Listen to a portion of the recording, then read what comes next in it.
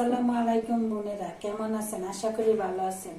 আমিও ভালো আছি আলহামদুলিল্লাহ। আজ বাজারে গিয়েছিলাম, বাজার থেকে আনলাম চাউলের বস্তা, তারপরে তেল, টমেটো, সিম।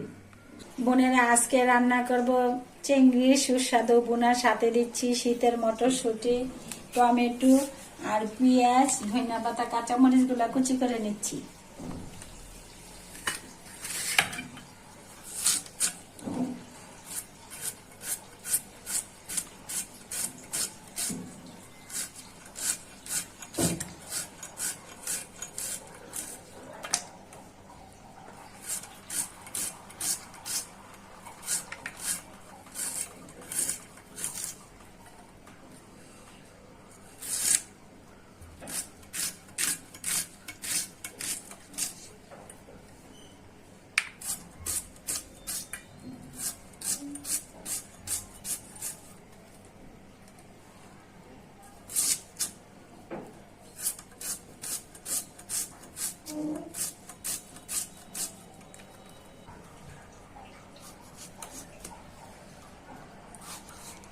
সিজনের টমেটো তো যেই তরকারিতে দেয় এই তরকারি স্বাদ লাগে।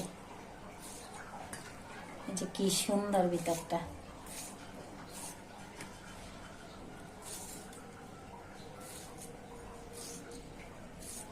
বোনেরা, এই যে লবণ হলুদ মাখায় নিচ্ছি, এখন তেলে বাইরে নিয়ে যে গলদা চিংড়িগুলো দেখেন, চিংড়িগুলো কত সুন্দর। এই যে বাজার মানে কালারটা সেই হবে।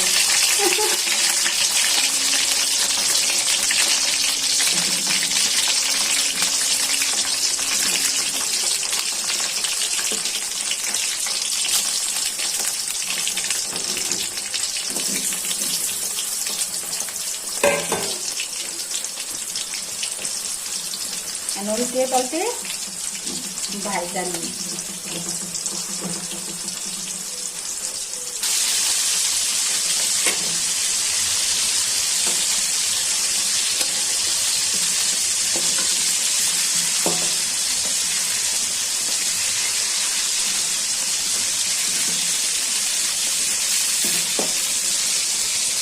বোনেরা, হলুদ লবণ মাখাইয়া এখন ভালো করে ভাজা নিচ্ছি, কারণ এই গলদা চিংড়ি তো অনেক মাংস থাকে, তো ভালো করে না ভাজলে ওগুলা কাঁচা কাঁচা থাকে, তার জন্য এই যে কড়া করে মশমশা করে ভাজা নিচ্ছি। দেখেন কালারটা কি সুন্দর হয়েছে।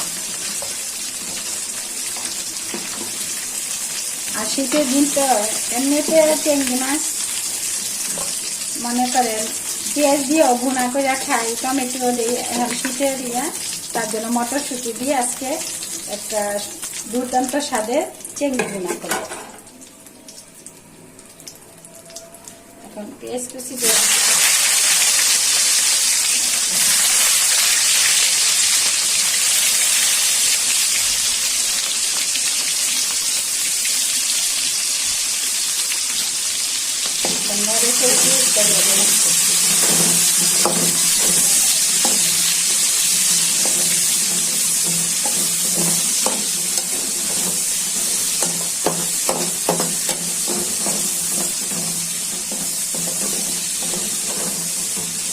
পেঁয়াজটা ভাজা হয়ে যাবে।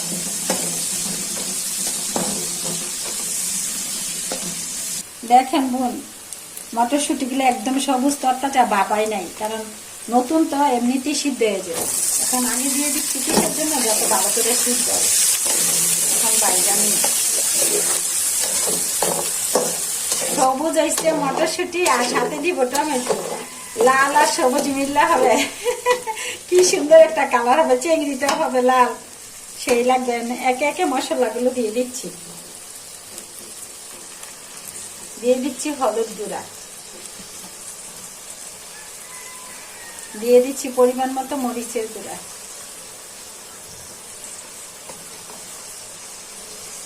দিয়ে দিচ্ছি জিরার গুঁড়া,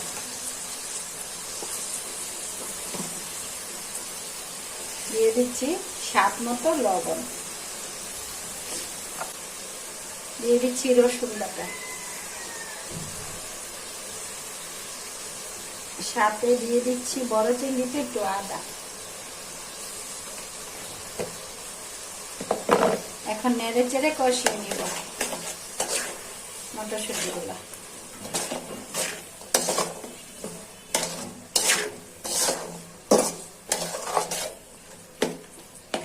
এই যে দেখুন বোনেরা, মটরশুঁটিগুলো এই যে কষানো হয়ে গেছে, কি সুন্দর একটা কালার আসছে। এখন বেজে রাখা চিংড়ি মাছগুলো দিয়ে দিচ্ছি। আর এই চিংড়িগুলা আমার কাছে অনেক স্বাদ লাগে, তার জন্য এইভাবে রান্না করতেছি। আর আমি চিংড়ি মাছের মাথা রাখি না, ভালো লাগে না আমার কাছে, তার জন্য। আর লেজটা রাখছি, লেজটা যে খামো কথা না, একটা সৌন্দর্যের জন্য আর কি লেজটা রাখছি। আমি সাথে দিয়ে দিচ্ছি টমেটোগুলো, কষানো হয়ে গেছে।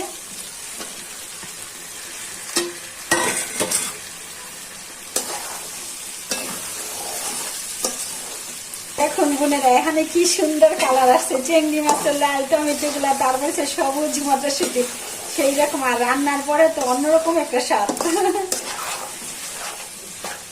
একটু ঝোল দিয়ে দিচ্ছি সিদ্ধ হওয়ার জন্য।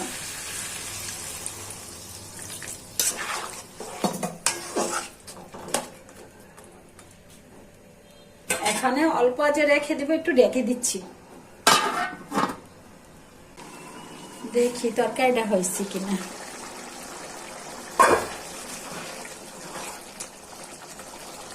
দেখি টেস্ট করে।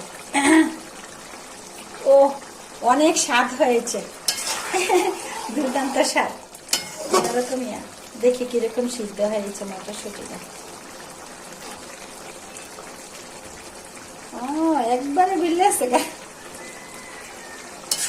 এখন দিয়ে দিচ্ছি ধনিয়া পাতা ছিটিয়ে। রান্নাটা হয়ে গেছে। এখন আগে থেকে ফালি করে কয়েকটা কাঁচামরিচ দিয়ে দিচ্ছি। এখন ধনিয়া পাতাগুলা ছিটিয়ে দিচ্ছি। আর দেশি ধনিয়া পাতা, অন্যরকম একটা সেন্ট।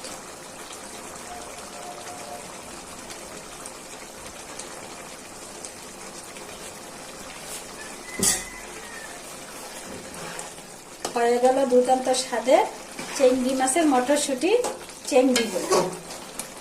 বোনেরা ভালো থাকবেন, সুস্থ থাকবেন। আমার ভিডিওগুলো বেশি বেশি দেখবেন, লাইক করবেন, শেয়ার করবেন, কমেন্ট করে জানাবেন। আল্লাহ হাফেজ।